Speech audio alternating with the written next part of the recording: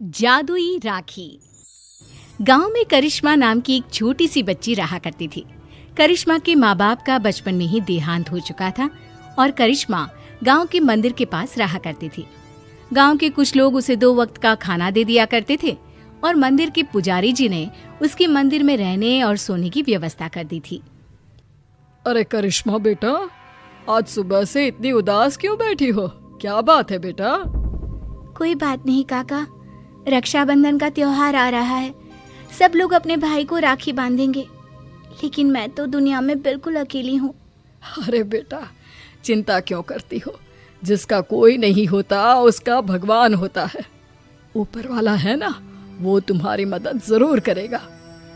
लेकिन भगवान असल में थोड़ी ना होते काका, भला वो मेरी मदद कैसे करेंगे? अरे बिटिया, ऐसे नहीं कहते। भगवान तो सब जगह होते हैं और देखना, वो तुम्हारी मदद भी जरूर करेंगे। पुजारी जी के जाने के बाद करिश्मा उदास होकर मंदिर की सीढ़ियों पर बैठ गई। उसे कुछ भी समझ में नहीं आ रहा था। तभी कुछ देर बाद मंदिर में एक साधु आते हैं। क्या बात है बेटा, तुम ऐसे चुपचाप क्यों बैठी हो? क्योंकि मैं बहुत उदास हूँ। इस दुनिया में मेरा कोई नहीं, मैं बिल्कुल अकेली हूँ। अरे, तुम्हें उदास होने की कोई जरूरत नहीं है। ये देखो, मेरे पास एक बहुत सुंदर फूल है। तुम इसमें धागा पिरोकर भगवान के हाथ पर राखी की तरह बांध देना। लेकिन उससे क्या होगा बाबा? उससे कुछ होगा नहीं बेटा, बस तुम्हारा अकेलापन दूर हो जाएगा और तुम्हारे जीवन में खुशियां लौट आएंगी। क्या सच में ऐसा हो सकता है? हाँ, रक्षाबंधन वाले दिन सुबह नहा धोकर मंदिर की जो मूर्ति है उस पर फूल की राखी बनाकर बांध देना। इतना कहकर साधु वहां से चले गए। अब तो करिश्मा बस हर दिन रक्षाबंधन के दिन का इंतजार करने लगी। 2-3 दिन इसी तरह बीत गए और रक्षाबंधन आ गया। करिश्मा सुबह सुबह नहाकर उस फूल में धागा पिरोकर भगवान के मंदिर पहुंची और उसने वो राखी भगवान की मूर्ति को बांधी। ठीक उसी वक्त वहां पर करिश्मा से कुछ साल बड़ा एक लड़का आया और उसने अपना नाम किशन बताया। अरे करिश्मा, तुम्हारी राखी तो बहुत सुंदर है।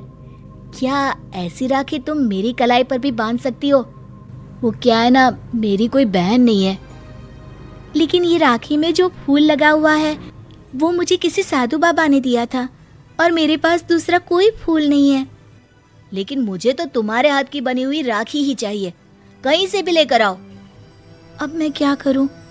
भगवान ने बड़ी मुश्किल से मेरे जीवन में किसी को भेजा है।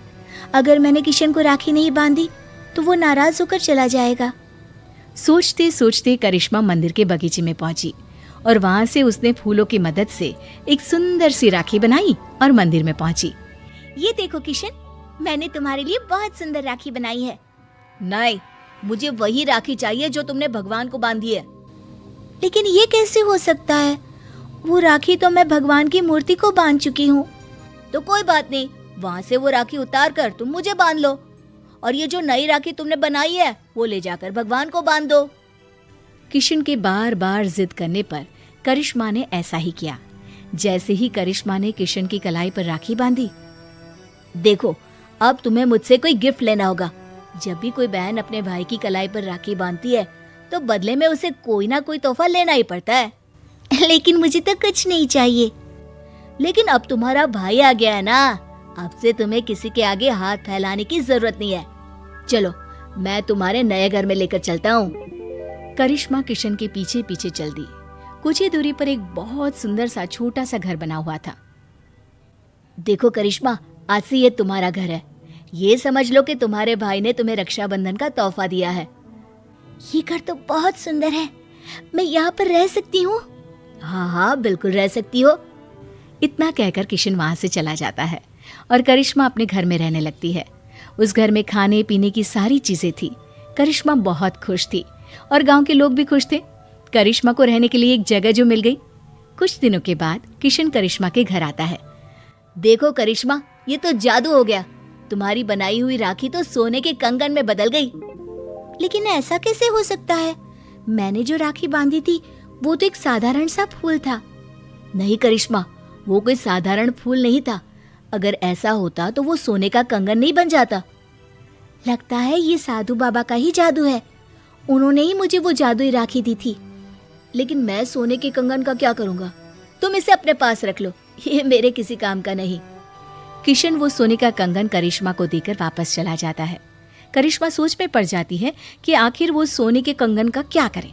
तभी उसके दिमाग में एक तरकीब सूझती है। करिश्मा सोने की कंगन को बेचकर पैसे ले आती है और उन पैसों से उसने राखी बनाने का सामान खरीद लिया। इस तरह उसने अपनी एक राखी की दुकान खोली। अरे वाह करिश्मा, तुम्हारी राखी तो बहुत सुंदर है। सारी राखियां मैं खुद अपने हाथ से बनाती हूँ और ये ज्यादा महंगी भी नहीं है। हाँ, ये बात तो बिल्कुल सच है। तुम्हारी राखी बहुत सस्ती और सुंदर है। सही कह रहे हो भाई। करिश्मा की बनाई हुई राखियां इतनी खूबसूरत होती है कि हम जिसे भी देते हैं वो खुश हो जाते हैं। अब दूर दूर से लोग करिश्मा की बनाई हुई राखियां खरीदने आने लगे और करिश्मा की राखियों की दुकान बहुत अच्छी चल पड़ी। एक दिन फिर से किशन लौट कर आता है। करिश्मा, मैं तुम्हें एक बात बताना चाहता था। हाँ बताओ ना भैया, क्या बात है? देखो करिश्मा, मैं उन साधु बाबा का ही एक शिष्य हूँ और उन्होंने ही मुझे तुम्हारे पास भेजा था। वो तुम्हारे बारे में जानना चाहते थे कि तुम कितनी ईमानदार हो, इसीलिए वो सोने का कंगन मैंने तुम्हें दिया था और तुमने उस सोने के कंगन का उपयोग एक अच्छे काम में किया है। इसलिए साधु बाबा और मैं, हम दोनों ही तुमसे बहुत खुश हैं और हम दोनों का आशीर्वाद तुम्हारे साथ है। अब आने वाले जीवन में तुम्हें किसी भी प्रकार की परेशानी का सामना नहीं करना पड़ेगा। किशन भैया, तुम्हारे जैसा भाई और साधु बाबा जैसे गुरु पाकर मेरा तो जीवन ही सफल हो गया। मेरी मदद करने के लिए बहुत बहुत धन्यवाद। आपकी दी हुई जादुई राखी ने सच में मेरा जीवन बदल दिया।